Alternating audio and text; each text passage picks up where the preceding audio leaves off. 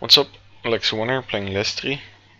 I've played this guy a few times now. Aleksa Strikovic, and he always plays an annoying line against my normal c4. So I'll just sacrifice something. I don't know what this is, but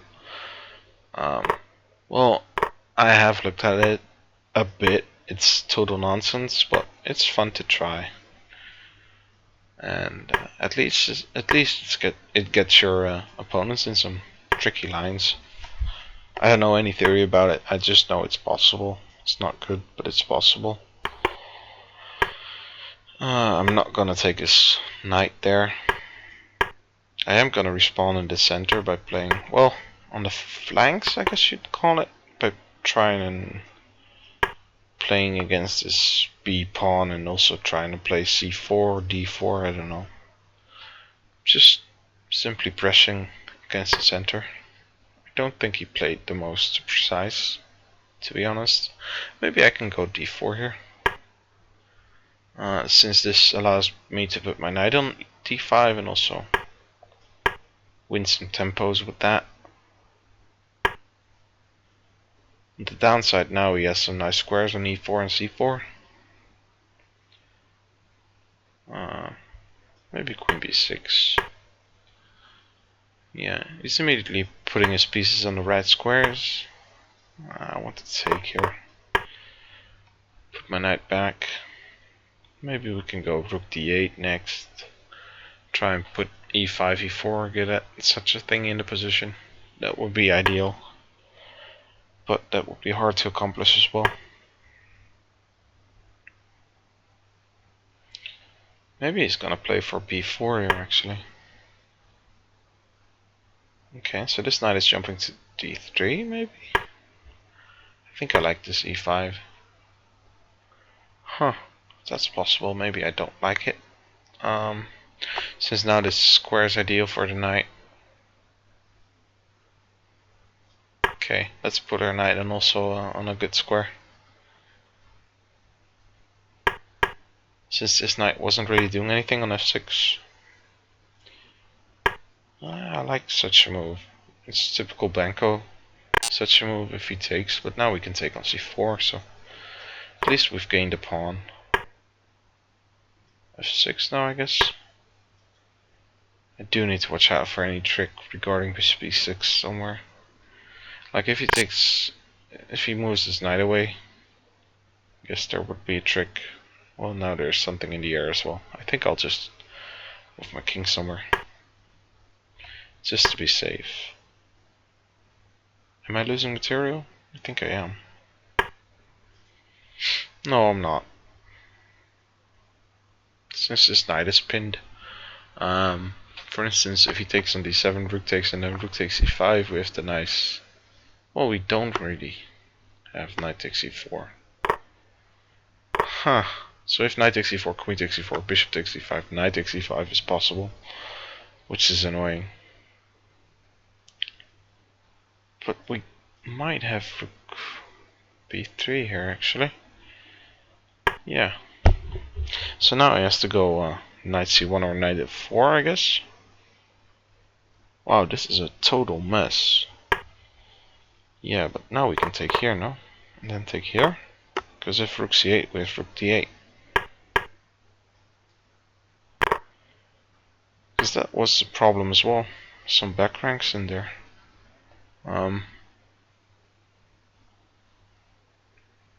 This is also pretty scary.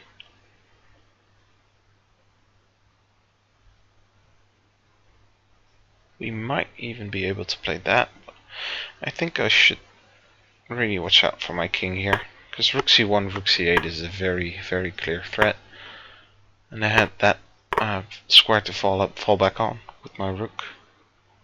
I don't think he saw this.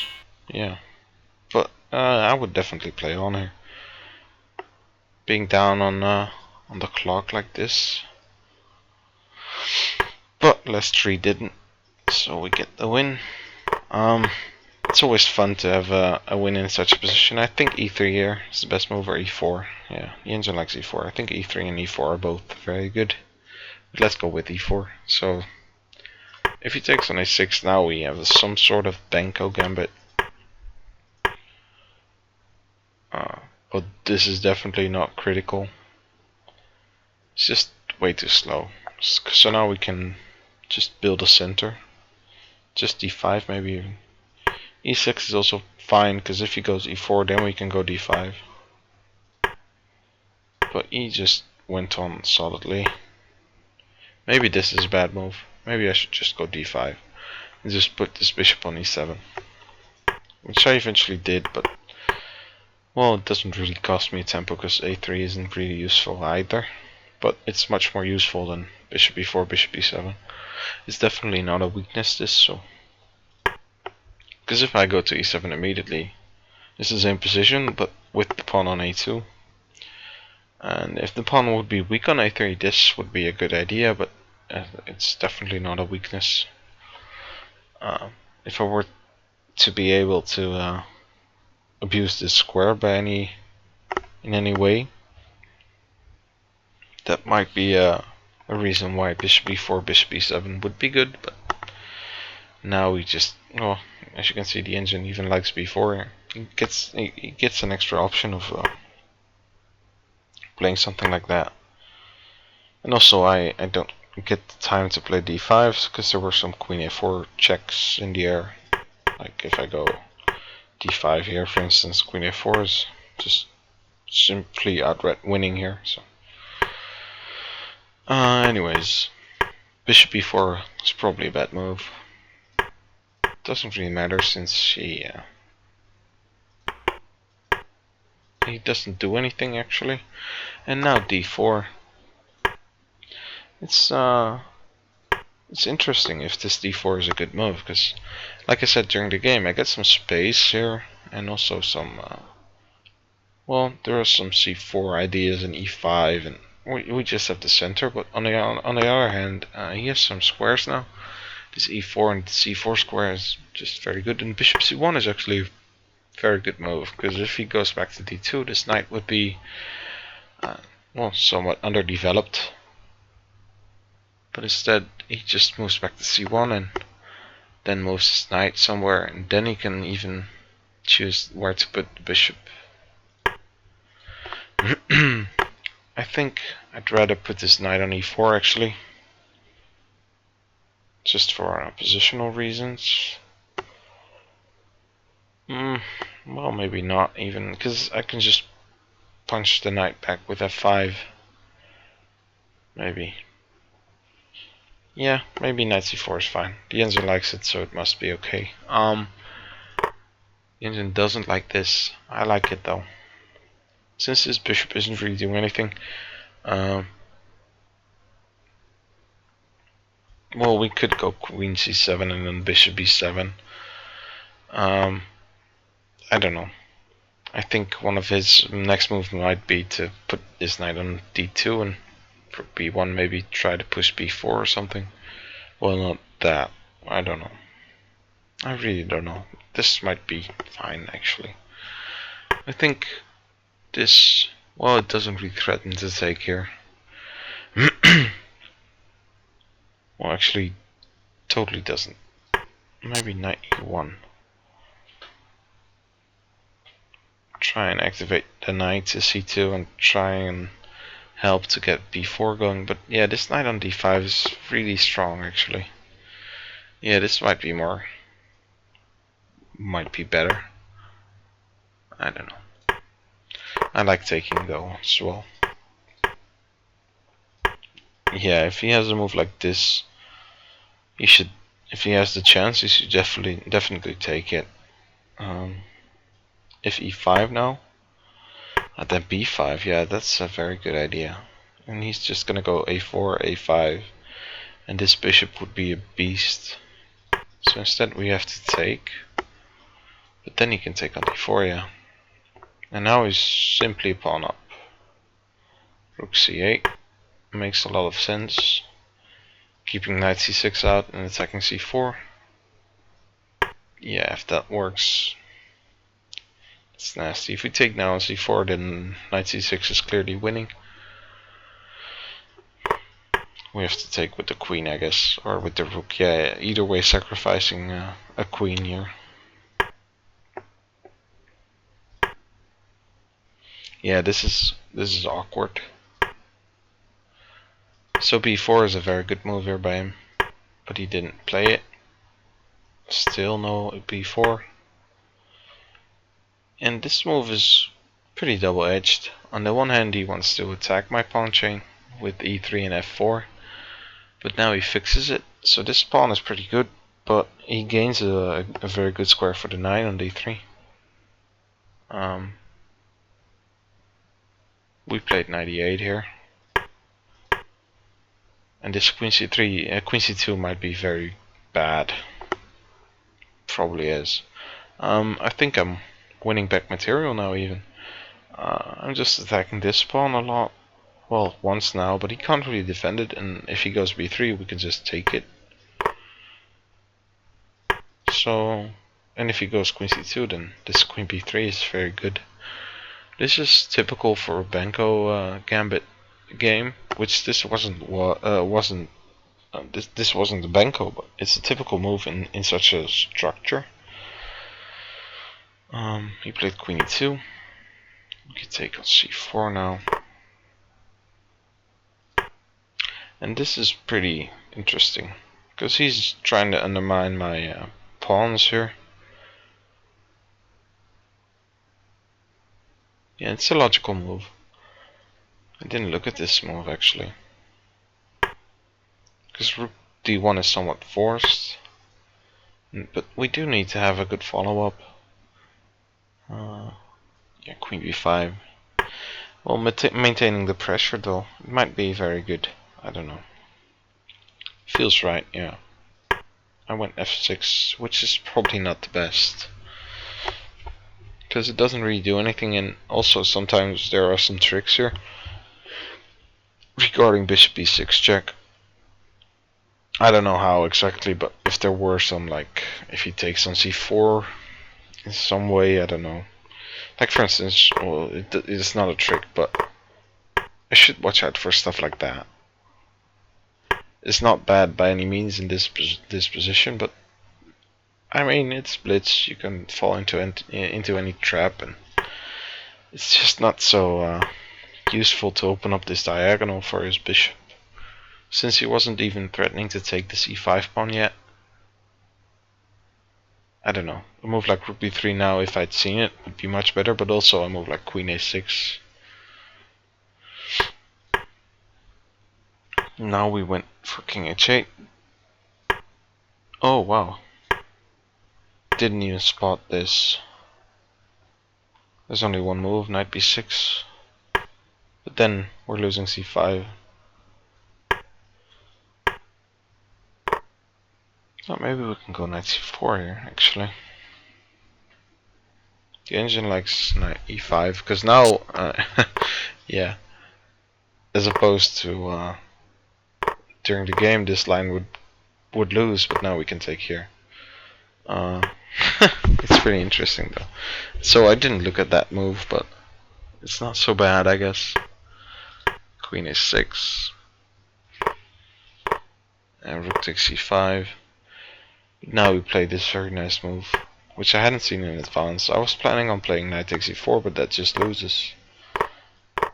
Since now we are forked. Not fucked, but forked. Yeah. But this rook b3 is pretty good.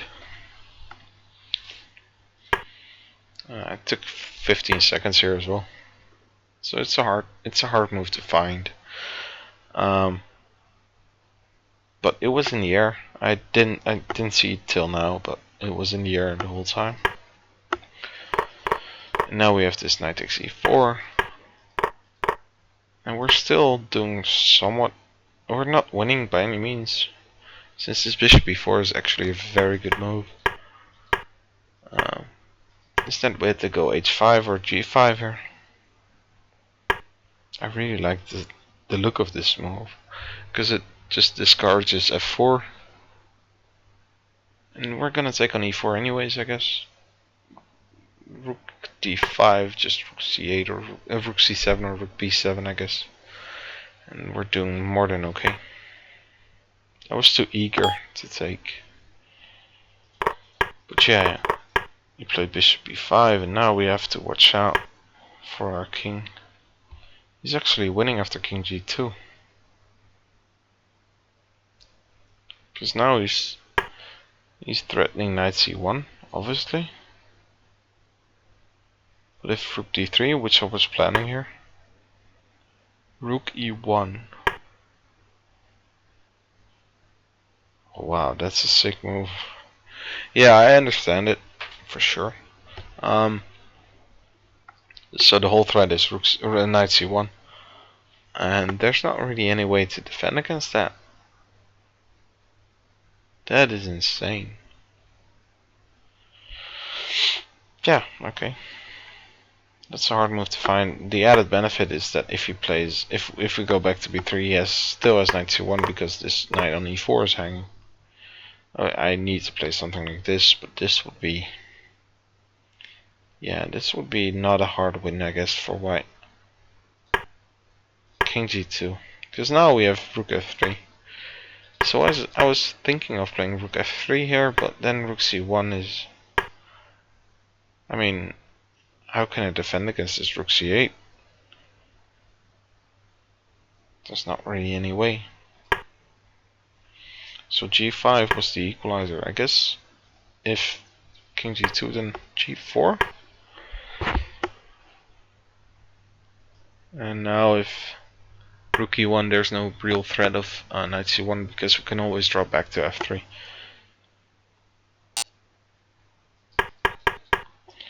Okay, well, that's a hard move to find. We played h6, not because we wanted to do anything on the king side, but more that we wanted to defend against this rook c1, rook c8 threat. So if he goes rook c1 here, we can just go to h2, h7. And then if rook c8, we can just go to b6 or something. We're not really in danger of losing this bishop here.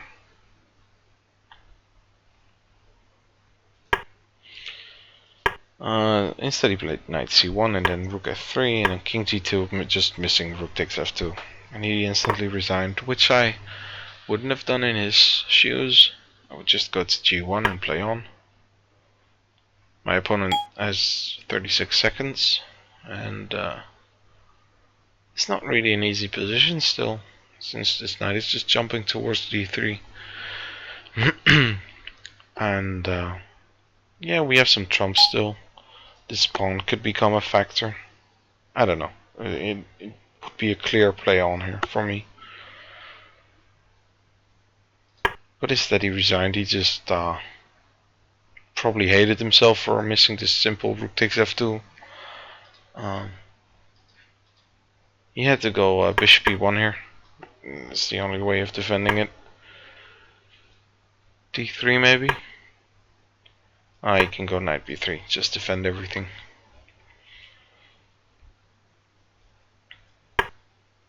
Still an interesting position though. He just barely holds on.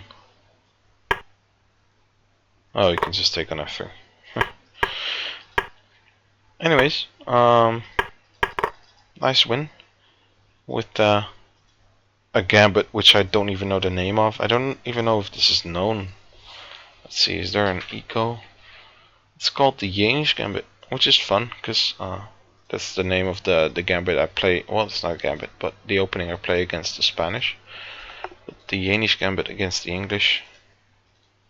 I might keep it for another time. I might play it again. Let me know what you guys thought about this game. I'd like to hear from you. And I'll see you guys next time. Bye bye.